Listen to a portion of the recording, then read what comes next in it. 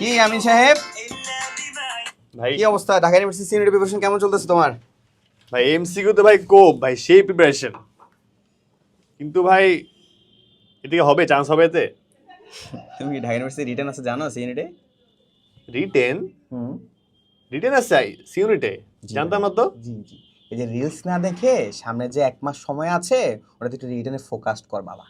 কারণ তোর এমসিকিউতে তুই চান্স পাবি না, বুঝতে পারছস? এমসিকিউতে চান্স হবে না। এমসিকিউতে তুই কোপ মার্গা, তুই 50-এ 60-এ তুই 50 পা, লাভ নাই।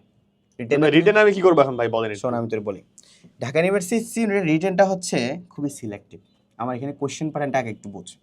তুই অ্যাকাউন্টিং এর প্রিপারেশন নিচ্ছস না? হুম তুই এমসিকিউ পড়তেছিস না? তুই হুম, বলতেছিস না ভাই আমি এমসিকিউতে কোপ। সেই ভাই হ্যাঁ, তো MCQ সেই। এমসিকিউটা অপশন ছাড়া পড়, অপশন ছাড়া।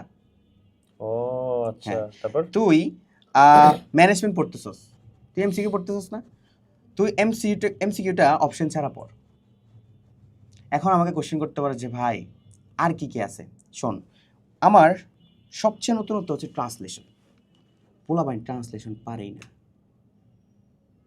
বুঝতে পারছিস? ট্রান্সলেশন। হ্যাঁ, আচ্ছা আচ্ছা, আমার এখানে ইংলিশ থেকে বাংলা ট্রান্সলেশন করতে হবে, বাংলা থেকে ইংলিশ ট্রান্সলেশন করতে হবে, টোটাল 8 মার্কসের, 4 4 8, 8 মার্কস। আচ্ছা, ঠিক আছে? এবং আমার সেন্টেন্স কারেকশন আছে, সেন্টেন্স কারেকশন আছে। সেন্টেন্স কারেকশনের ক্ষেত্রে কিছু রুলস রেগুলেশনস মেনটেন করতে হয়। এবং এখানে বাংলা শুদ্ধিকরণ আছে, কোনটা কোন সেন্টেন্সটা শুদ্ধিকরণ শুদ্ধ কোন সেন্টেন্সের শুদ্ধিকরণ না, এটা শুদ্ধ করতে হবে। তো তার মানে আমাকে 4 4 8, এখানে 4 4 8। আর আমার গ্রুপ সাবজেক্ট যেগুলো আছে অ্যাকাউন্টিং, ম্যানেজমেন্ট, মার্কেটিং, ফাইন্যান্স, ওখানে 8 করে টোটাল আমাকে 24 মার্কসের প্রিপারেশন নেওয়া লাগবে। বুঝতে পারছিস কোশ্চেন প্যাটার্নটা? বুঝতে পারছিস? জি ভাই বুঝতে এখন পারছি। আমার হাতে আছে মাত্র 1 মাস। তুই যে এমসিকিউ নিয়ে খুব প্রাউডলি নিয়ে তুই রিলস দেখতেছস, সামনে যে একটা এখন ভাই মাস 1 মাসেই সময় পারবো, আছে। এখন 1 মাসে হবে?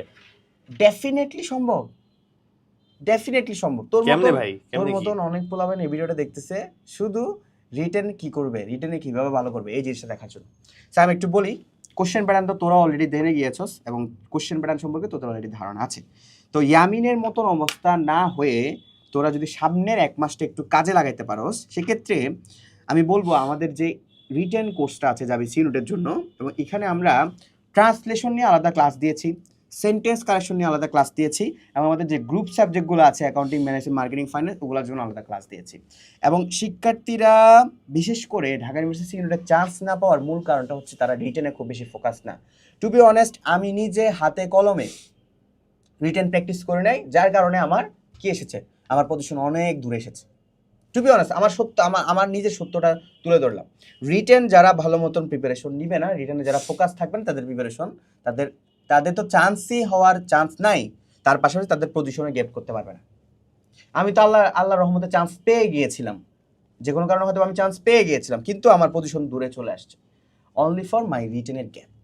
তো আমি চাই না তোমরা আমার মতন রিটেনের একটা বড় সড়ো গ্যাপটা তোমরা ফেস করো।